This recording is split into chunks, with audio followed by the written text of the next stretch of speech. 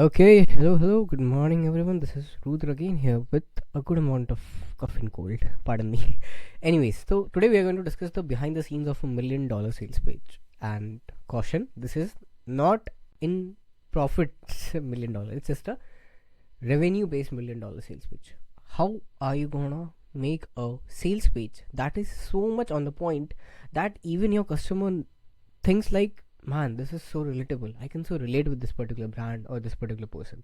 And that's our aim today. First of all, what is the first thing we really need to define or start with a particular sales copy? And the first thing is, you don't need a lot of things. You need a clear defined ICP, also called as the ideal customer avatar or profile.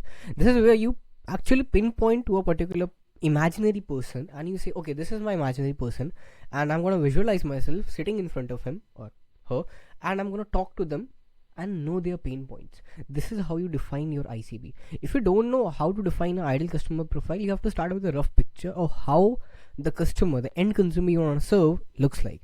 It can be for you, maybe their particular age group, their particular gender base, right? So you have to think about that, and that clarity will give you a lot advantage over any particular competitive brand.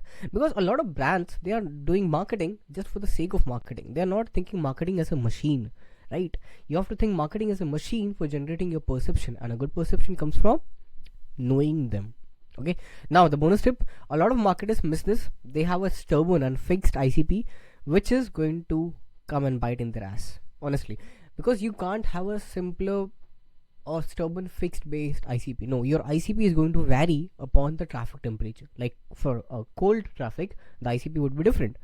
Similar for a warmer one, it would be different. And same for the hot one, the traffic temperature actually dictates your ICP, or your ICP is going to be molded around a particular traffic temperature, right?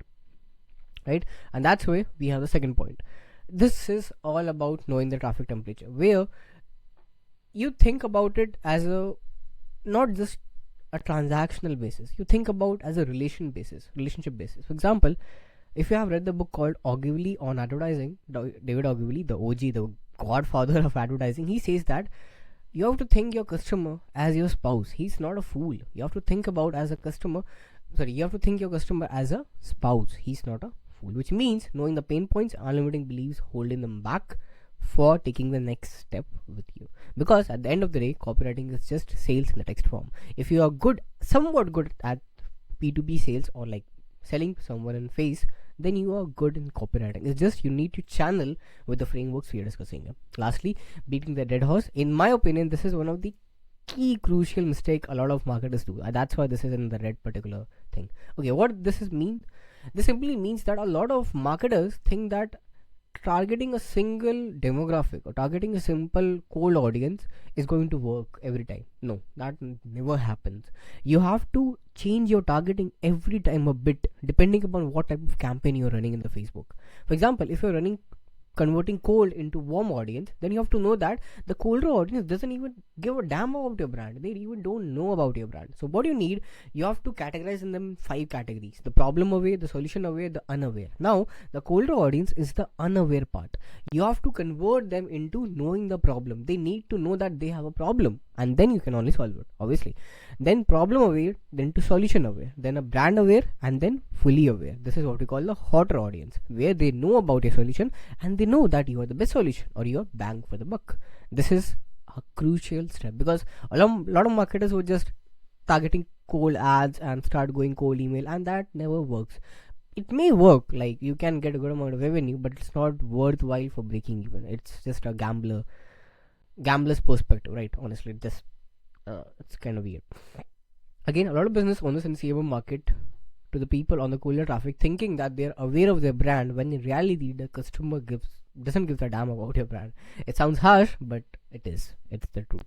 And the most important mistake I see, that a lot of marketers and sales in the world also market to only the warmer customers, which is again a big mistake, because you're missing on a huge pool of future customers or prospective customers, which I guess is a self-explanatory part, that you don't really need to beat the dead horse. Like, you don't always have to target the warm audience or the hot audience. No, sometimes you have to go cold, but whenever you're going cold audience, you have to go with a strategy. You just can't target and throw them 10 different ads and thinking that yeah, it may work and it may not work.